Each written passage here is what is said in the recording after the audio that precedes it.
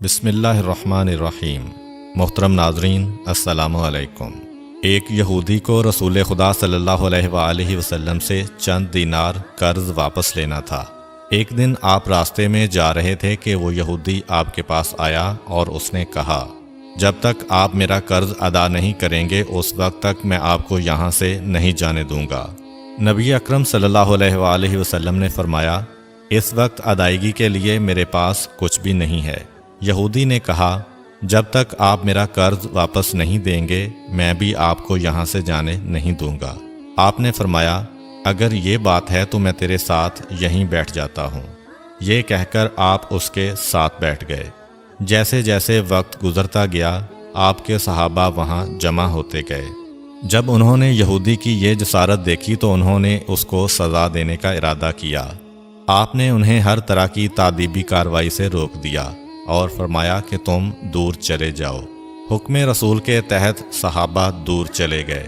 سورج لمحہ بلمحہ گرم ہو رہا تھا اور اس کی تپش سے آپ کو اذیت پہنچ رہی تھی، یہاں تک کہ آپ کے چہرہ اطہر سے پسینہ بہنے لگا۔ اس کے باوجود آپ نے کسی طرح کے غصہ کا اظہار نہ کیا اور کوئی سخت جملہ نہ کہا۔ آپ سارا دن وہیں بیٹھے رہے اور ظہر، عصر اور مغرب و عشاء کی نمازیں وہیں پڑھیں۔ پھر رات چھا گئی۔ آپ نے رات بھی وہیں بسر کی اور فجر کی نماز بھی وہیں پڑھی۔ صحابہ یہودی کو ڈرانے دھمکانے لگے۔ آپ نے فرمایا، تم اس سے یہ کیسا سلوک کر رہے ہو؟ صحابہ نے کہا، یا رسول اللہ، اس کی یہ جرت کہ آپ کو یرغمال بنا کر اپنے پاس بٹھا لے۔ آن حضرت صلی اللہ علیہ وآلہ وسلم نے فرمایا، اللہ نے مجھے اس لیے نہیں بھیجا کہ میں کسی ہم پیمان یا کسی اور پر ظلم کروں۔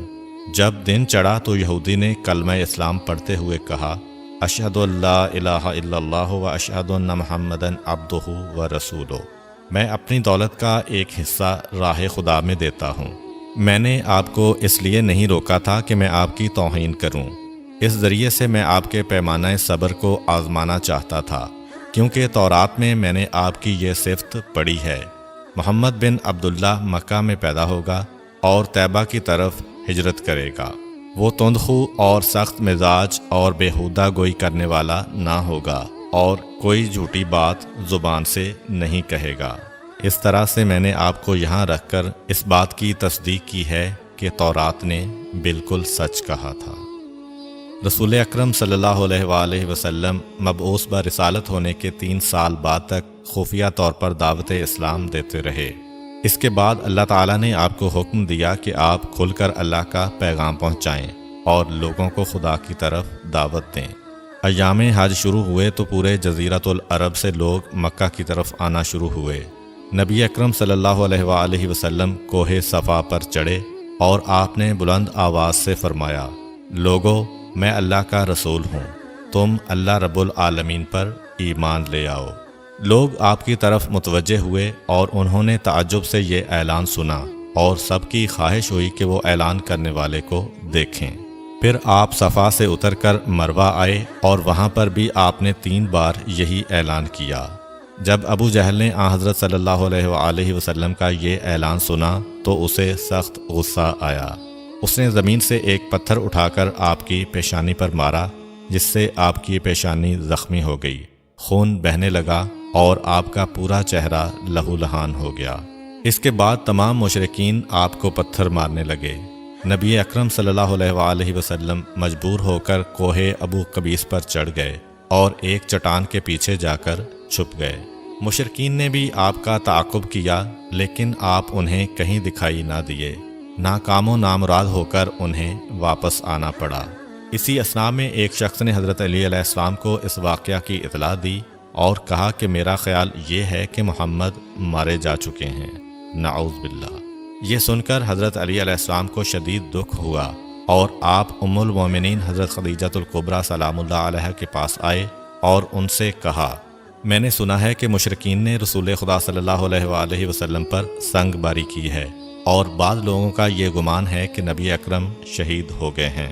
آپ روٹی پانی اٹھائیں اور میرے ساتھ انہیں تلاش کرنے کے لیے چلیں، ممکن ہے ہمیں ان کا کہیں نشان مل جائے۔ آپ وادی پر نظر رکھیں اور میں پہاڑ کے دامن میں آپ صلی اللہ علیہ وآلہ وسلم کو تلاش کرتا ہوں۔ آپ روتے ہوئے آگے بڑھے اور آپ کہہ رہے تھے، یا رسول اللہ، ہمیں جواب دیں، آپ کہاں ہیں؟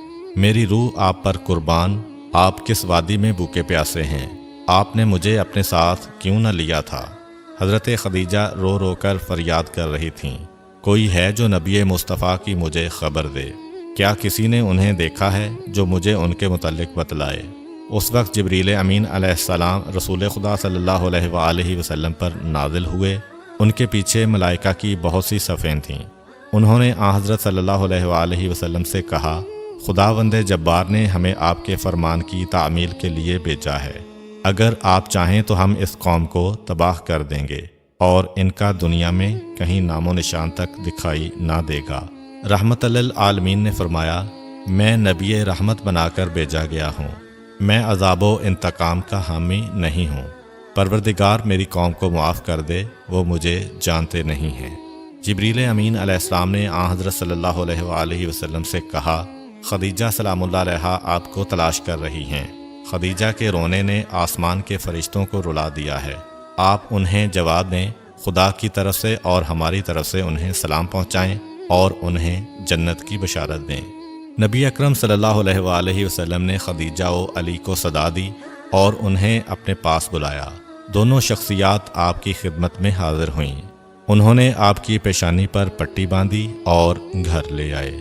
جب مشرکین کو معلوم ہوا کہ نبی اکرم صلی اللہ علیہ وآلہ وسلم اپنے گھر آ چکے ہیں تو انہوں نے گھر کا محاصرہ کر لیا اور سنگ باری شروع کر دی۔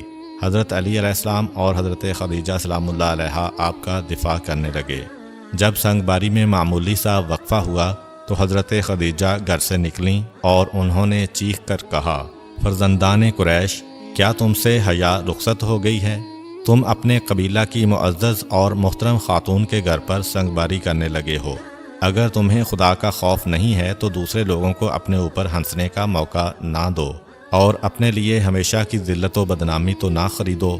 جب مشرکین نے حضرت خدیجہ سلام اللہ علیہا کی گفتگو سنی تو ندامت کے مارے ان کے سر جھک گئے اور وہ شرمندہ ہو کر اپنے گھروں کو چلے گئے۔ نبی اکرم صلی اللہ علیہ وآلہ وسلم نے دعوت اسلام کا آغاز ان روح فرسا واقعات کے ساتھ کیا تھا۔ آپ پر کروڑوں سلام ہوں۔